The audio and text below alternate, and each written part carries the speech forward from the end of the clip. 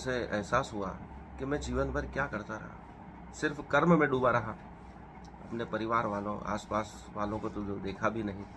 सिर्फ तीर चलाने के अभ्यास में इसको ज़्यादा निपुण करने के लिए मैं लगातार प्रयास करता रहा।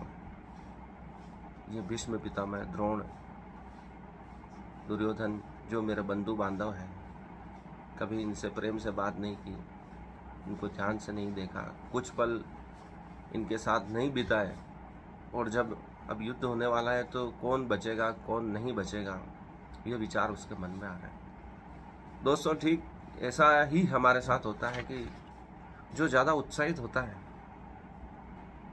वह असली परीक्षा के समय चूक जाता है, मोहित हो जाता है।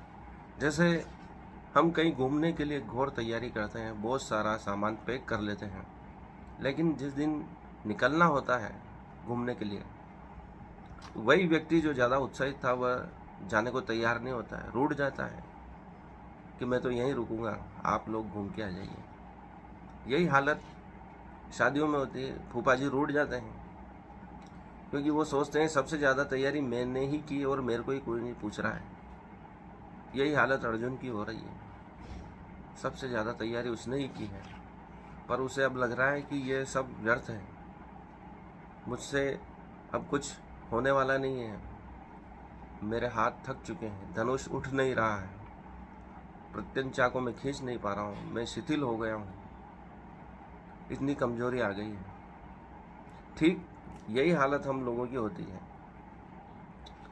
कि हम बहुत ज़्यादा तैयारी करते हैं तो जो असली परीक्षा के समय होता है हम मोहित हो जाते हैं, डर जाते हैं उस परीक्षा से, हमारे हाथ काम नहीं करते हैं, दिमाग काम नहीं करता है, क्योंकि परीक्षा से पूर्व इतना अभ्यास कर लिया है कि असली परीक्षा के लिए शक्ति ही नहीं बची, दिमाग ही नहीं बचा, क्योंकि वो पहले ही उपयोग कर लिया गया है।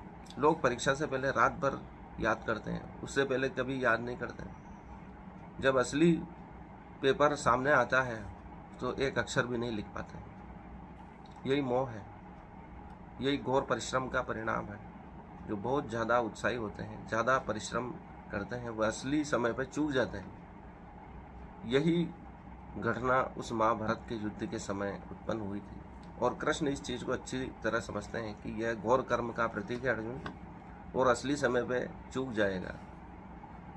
लेकिन ऐसे समय में भी कृष्ण विभिन्न अध्यायों के माध्यम से, विभिन्न योगों के माध्यम से, कर्म योग, भक्ति योग, सांख्य योग आदि के माध्यम से वह उसको मार्ग पर लाने का प्रयास करते हैं।